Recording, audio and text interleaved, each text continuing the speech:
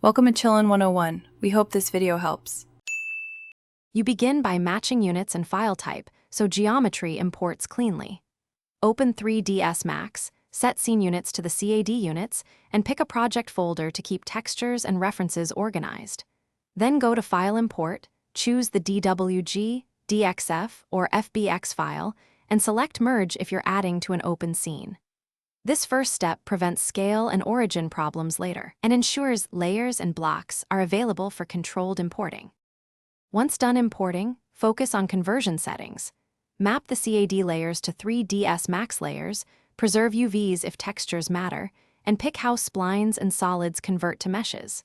Make sure to enable layer and block import so you can toggle visibility easily. After import, isolate and inspect complex regions, collapse unnecessary modifiers, and apply Reset Xform to any skewed or scaled objects. This prevents deformation when you edit or rig later, and keeps topology predictable for modeling. Finish by cleaning geometry.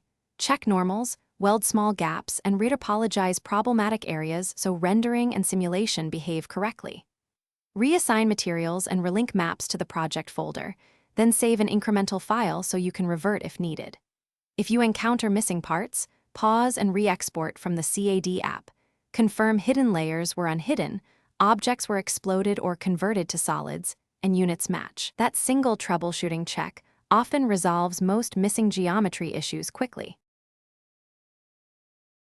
Thanks for watching. Consider subscribing if we helped you.